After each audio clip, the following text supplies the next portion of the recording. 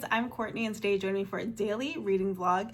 If you're new here, welcome. Thanks so much for stopping by. Check out the content on my channel to see if you'd like to subscribe. If you're returning, thanks so much for stopping by and coming back. Make sure you've subscribed and hit the bell for post notifications. Also check out the memberships if you're interested in extra perks. We also have a Discord going on. Anybody can be on the Discord, and then we have a special members only section for our book club. And we try to do a book club each month. We just started a couple months ago and it's been fun to do that with the crew. Okay, so I am trying to commit to doing the daily reading vlog this week. I'm not going to say forever, I'm just gonna say for this week. So I'm hopeful that I can actually commit to it. Okay, so last week, it's the end of the month, so you got a lot of my wrap-up videos and my TBR and whatnot. I was actually on vacation. We popped to Chicago for a few days. We live in Minnesota, so it's not that much of a drive, maybe 6 or 7 hour drive. Headed on there for a few days. It was interesting. We went a couple years ago and it was so much fun. Went back and it was just a little bit more hectic, a little bit more crowded, and our hotel wasn't the best. And so I'm glad to be home, glad to get away, but we still had the whole week off of work. So we got back Wednesday, and we still have the whole week off of work, so that has been great. So let me tell you what I read. I read a book called Parents Weekend by Alex Finley. It was a Libby read, so I don't have the cover, but it was like a murder mystery. Basically, we follow 5 families. The kids are all college students. They're actually in the same sort of cohort group in a freshman capstone, and they are having like an end of the semester special dinner with their parents. We never really get too much into the capstone project unless I missed it. And so all the parents are coming in and the kids never show up for the dinner. And so everybody's on the hunt for the kids. And then we follow the perspective of the parents, the kids, and one of the main detectives in the case. And so I gave that a 4-star, but like really it's 3.5 for me. It was good. It wasn't great. I felt like, per usual, the middle started to get long, and the twists and turns started to get like too much to the point where it's like, let's just get to like what actually happened. We are getting backstories for each of the families though, and I think that was like a dynamic part of the whole thing, is just find out like who the families are and whatnot.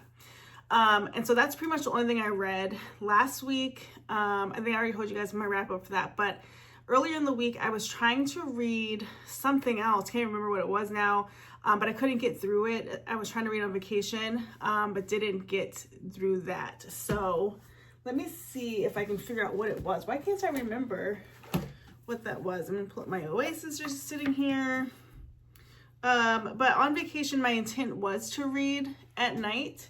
But because like the daytime stuff was really stressful and hectic, I was not in the mood to read. Actually, I was not sleeping that much. So it was just a whole thing. Okay, what was I reading? Why can't I find it? Was it Oh, I was trying to read Finders Keepers, which I did finish, and that's by Sarah Adler. I talked about that on my my July wrap up. And that book was a romance, sort of adventure quest book where we have 2 neighbors who grew up together. They are back home due to circumstances with their jobs, and then they basically pick up this treasure hunt thing that they did when they were kids. And that book was just mid for me. So that's kind of what I was doing last week.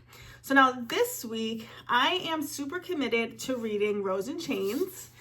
This book is by Julie Soto. This is the Barnes Noble special edition, so it's all beautified and the sprayed edges. But I started this last month when it came out, and I was really excited. There had been a little bit of hoopla about it because there is non-consensual activity in here, and there is slavery in here because part of the magic system is like one territory is being taken over and the women in that territory get sold to another magic system. I have gotten to that part and I wasn't like offended. It's just, to me, it just seemed like it was part of the story. The girls and other captive people are in chains. And I don't know, maybe I'm just desensitized. I wasn't really bothered by it. I realized it's a story. And so we'll see how it goes. I'm on page 174 right now. And so less than half, there's 438 pages. But my goal is to read maybe another 30 to 40 pages tonight. I have this book on my Kindle as well. So I really want to only focus on this book when I'm reading. Hopefully to get this done maybe by Wednesday. But basically we are following, look, I don't remember the girl's name, but our main girl who, what is her name? Maybe I can find it. Oh, Bryony. Duh. Okay, Bryony and Rory are twins. They are in the, they are part of the Evermore family, which is part of a whole different magic system. And they've been at war with the Baumard sort of family. And it kind of goes back and forth between 7 years ago and now. 7 years ago, the families and the communities had come together and their kids were going to school together to, learn and have these battle tactics and practice their magical skills. But somewhere along the way, they have split up and they are against each other.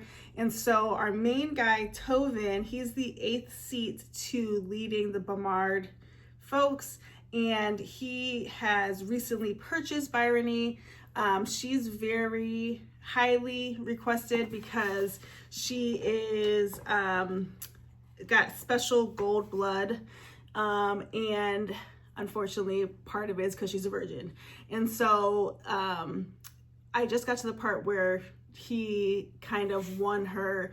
There was another guy who actually won her at the auction, but when she came to after the whole, they had to go to the portal to go to where her new house was, she was with Tovin. And so she doesn't know how Tovin ended up persuading the other guy to give Bryony to him.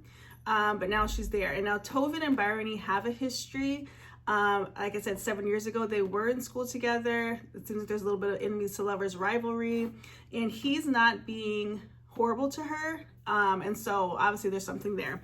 Anyway, I am enjoying it. It's a little bit to get into. Like I said, I was at least on page 100 before things started clicking. And so the first 100 pages felt like a foreign language, and now it's kind of like clicking into a story. And those first 100 pages is really a lot about just getting to know where I am, the characters and all that. But I think my only critique with this is that while we are time traveling 7 years back and then to the future, the chapters don't necessarily tell you when you're back in the future. You're just kind of there. So it'll say 7 years ago, and you're like, hey, great, I'm in the past. And the next chapter just goes, and you don't know if you're in the past or the future until something happens in the story that clues you where you are.